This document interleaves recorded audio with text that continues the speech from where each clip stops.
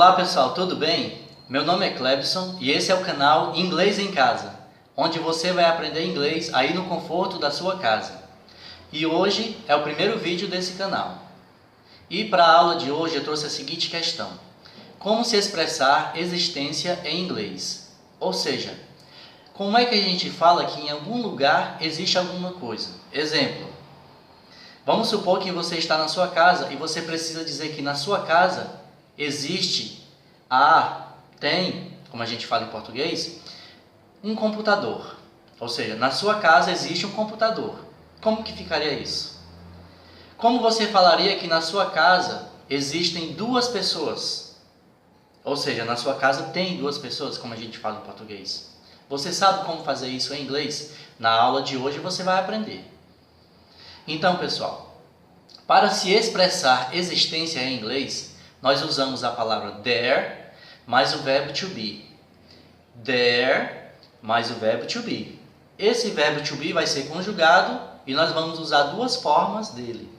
Para singular nós vamos usar o is e para o plural nós vamos usar are.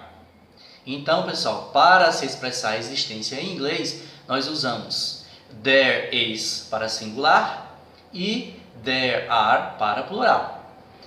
There is para singular e there are para plural. Exemplo, vamos dizer que eu quero falar que na minha casa existe um computador.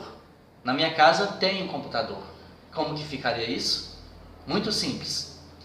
In my house, na minha casa, there is, existe, ou tem, a computer.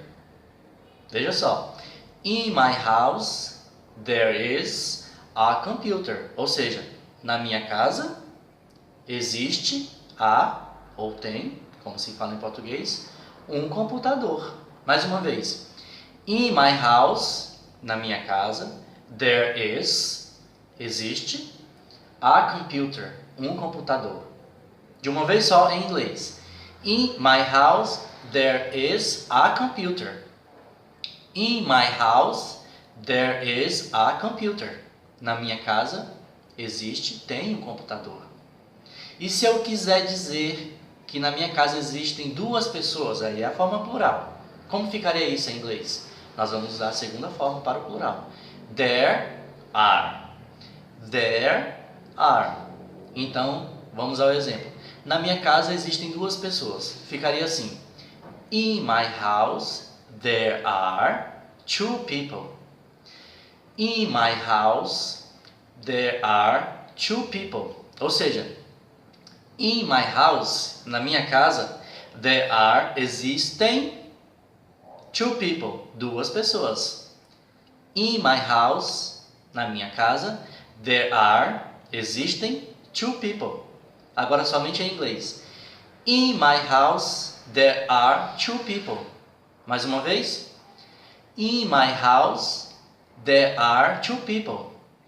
Na minha casa existem duas pessoas. Então, pessoal, é dessa forma que se expressa a existência em inglês, usando there mais o verbo to be. There is para singular, there are para plural. There is a dog in my house. Existe um cachorro na minha casa. There is a dog in my house. Existe um cachorro na minha casa. There are two bicycles in my house. Existem duas bicicletas na minha casa. Ou seja, tem duas bicicletas na minha casa. É dessa forma que se expressa a existência. Não é usando o verbo have, como algumas pessoas pensam. Não se pode dizer in my house have a dog. Isso a gente usa em português. Mas em inglês é there is para singular e there are para plural. Então, pessoal, vocês agora aprenderam uma coisa muito útil, que é como se expressar a existência. Muita gente não sabia, muita gente não sabe como se faz isso. Agora você sabe. Para o próximo vídeo eu quero deixar aqui um desafio para você. Imagina como que você formularia a interrogativa e a negativa dessa questão. Se na sua casa existe um computador, agora eu quero perguntar se na sua casa existe um computador. E agora eu quero dizer que não existe um computador. Pensa aí para formular como que você falaria isso em inglês. Na sua casa existe um computador? Na sua casa tem um cachorro? Na sua casa tem 2 bicicletas? Na sua casa tem 2 carros? Como que você formularia isso em inglês?